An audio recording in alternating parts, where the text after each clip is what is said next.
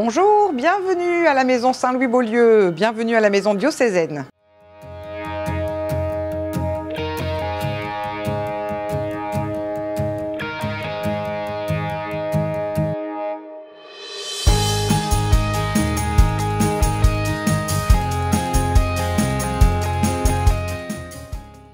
Donc, je suis Marie-Cécile Binot, je suis directrice de la maison Saint-Louis-Beaulieu depuis maintenant 2 ans bientôt.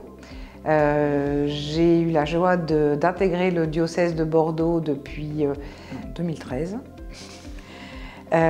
J'ai d'abord pendant 10 ans exercé une mission comme responsable des ressources financières, puisque mon métier de base c'était la collecte de fonds. Voilà, donc j'étais responsable de la collecte de dons pour le denier et pour toutes les campagnes du diocèse de Bordeaux.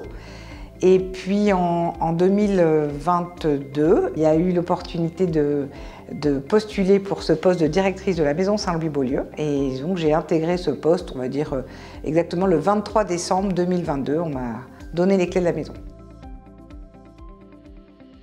Beaucoup de diocèses, certainement, ont aussi des maisons diocésaines. Donc nous, ici, dans le diocèse de Bordeaux, on a voilà, la chance, la joie d'avoir une grande maison diocésaine qui était auparavant le séminaire, le lieu de formation des séminaristes. Cette maison diocésaine, elle accueille énormément de mouvements apostoliques, énormément de services diocésains, donc elle est vraiment aujourd'hui ouverte à tous. La maison diocésaine, elle est un peu à la frontière entre, on va dire, une mission support que je porte, puisque moi je m'occupe beaucoup d'économie, de gestion, et aussi quand même la mission pastorale, puisqu'ici il y a tous les services diocésains pastoraux qui sont présents. C'est devenu la maison Saint-Louis-Beaulieu, ça a été la volonté de Monseigneur Ricard à l'époque de la renommer. Cette maison, elle est ouverte à tous, et quand on a repensé le modèle économique de la maison diocésaine, on s'est dit ce serait bien de pouvoir l'ouvrir à d'autres publics et de pouvoir pour pouvoir l'entretenir, 5000 m², 1 hectare de parc, voilà, pas mal de fenêtres, je ne sais plus combien il y en a, je crois qu'on en a 280, enfin beaucoup de frais. On s'est dit ça serait bien de faire rentrer un petit peu d'argent, mais l'Église n'a évidemment pas vocation à faire du commerce. Et donc il y a une structure qui a été juridiquement créée, une structure on va dire à but lucratif, qui est l'association Espace Beaulieu. Il a d'abord un objectif, ce quotidien, il est porté par la mission qui m'a été confiée par notre archevêque, qui est de faire de cette maison diocésaine une maison de famille. Ça veut dire vraiment veiller à ce qu'elle soit accueillante pour tous les diocésains et pour toutes les personnes qui y entrent. Comme dans une maison, une grande maison, sa maison propre, on va veiller à l'entretien, à la propreté. Je vais veiller à la maintenance, à la sécurité des biens et des personnes, au respect des lieux. La maison diocésaine a cette particularité, c'est qu'en fait elle fait cohabiter un certain nombre de personnes qui ne travaillent pas forcément ensemble, mais qui travaillent sur ce lieu de vie, qui ont l'occasion de se croiser, donc c'est aussi permettre à chacun d'échanger. La maison est grande, on fait beaucoup de kilomètres par jour, mais c'est très agréable. Et surtout, voilà, c'est de veiller à faire que cette maison reste toujours cet écrin qui permet à chacun de se rassembler, de se rencontrer, de se ressourcer.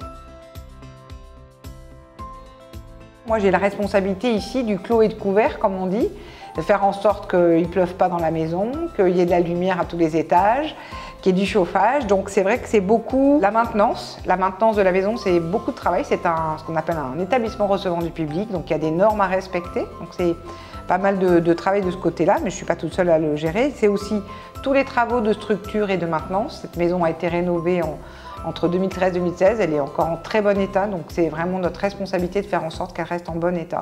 Donc c'est veiller à tous les mini-travaux. Mes responsabilités, c'est aussi de référer à mes supérieurs, donc à notre économe, Hubert de Scorail, mais également à Monseigneur Jam et également son vicaire général Samuel Volta, avec qui je suis en lien régulièrement.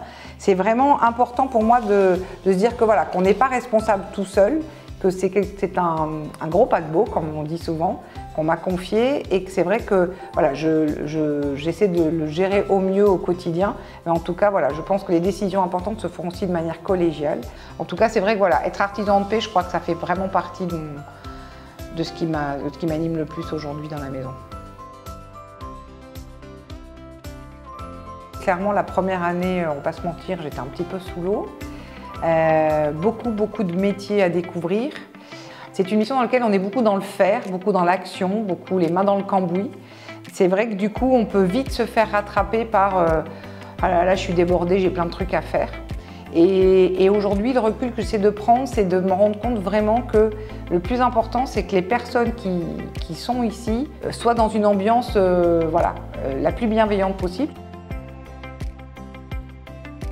La maison, le quotidien de cette maison, elle est assez étonnante. C'est-à-dire qu'on peut aussi bien vraiment être comme une maîtresse de maison, c'est-à-dire faire en sorte qu'il va y avoir un groupe qui va venir, donc être en alerte sur le fait que la salle, quand elle va être prise, soit propre, soit rangée, soit organisée. Donc c'est toute la partie gestion aussi de l'accueil. Donc le service, je gère une équipe l'équipe d'accueil, et également Sandra qui s'occupe de l'entretien d'une partie des bâtiments. Donc cette équipe d'accueil, elle est à l'accueil de la maison, comme son nom l'indique, mais elle a aussi tout un travail de back-office, de logistique, de suivi des réservations, de relations avec les services diocésains, d'anticiper les besoins. Voilà, par exemple, j'ai besoin d'une réunion, mais j'ai besoin que la salle soit installée comme ci, comme ça. Je vais avoir besoin d'une pause café, je vais avoir besoin d'une sono, voilà. Tous ces besoins-là, on les anticipe et on se met à leur disposition. Donc c'est coordonner tous ces besoins, c'est de faire en sorte qu'il n'y ait pas de grains de sable. S'il y en a, je puisse être là pour les trancher. Alors c'est vrai que sur les travaux et la maintenance, c'est quelque chose que j'ai appris. J'ai tendance à dire qu'un de mes adages, c'est qu'il n'y a pas de problème, il n'y a que des solutions. Donc en général, on essaie toujours de trouver, de s'entourer, de prendre conseil auprès de différents professionnels. Et puis voilà, puis d'avancer, de faire confiance aussi. Sur le management, en effet, je voudrais juste revenir là-dessus. Ça, c'est quelque chose d'assez nouveau pour moi, puisque précédemment, je travaillais avec 1 ou 2 personnes. Là, c'est intéressant de travailler avec des personnes qui ne sont pas forcément en direct avec nous, mais qui ont leurs propres outils, d'essayer de les faire grandir dans leurs compétences. Chacun est au courant d'un peu de tout, et parfois, il peut y avoir des informations qui manquent. C'est comment on travaille sur la communication entre nous aussi. Et la communication, c'est un sujet très important dans la maison. Les outils de communication nouveaux qui ont été lancé cette année, il y a la petite gazette de la maison Saint-Louis-Beaulieu qui a vraiment pour vocation que tout le monde puisse s'exprimer, des informations qu'on n'avait pas forcément le temps de dire à tout le monde, on puisse les communiquer à chacun. Ma source d'espérance au quotidien, c'est la jeunesse. Voilà. J'en ai pas parlé tout au début, mais j'ai la joie depuis 3 ans d'être accompagnatrice d'une aumônerie de lycéens sur ma paroisse, Notre-Dame-des-Anges. Je suis admirative, émerveillée, très heureuse de suivre ce groupe parce que vraiment, ils nous remettent en phase avec ce qui est l'importance de notre vie de foi, c'est-à-dire notre relation à Dieu, notre relation au Christ, sans faux semblants, sans idées préconçues, sans idées critiques non plus sur l'Église. Leur vision de l'Église, c'est la joie, c'est l'amitié, c'est la fraternité, c'est l'envie d'être ensemble, c'est l'envie d'aimer, c'est l'envie d'être aimé par Dieu. Donc voilà, ma source d'espérance, elle est vraiment dans cette jeunesse. Il y a une phrase que j'aime énormément de Saint Jean, que c'est à l'amour que vous aurez les uns pour les autres qu'ils reconnaîtront que vous êtes mes disciples.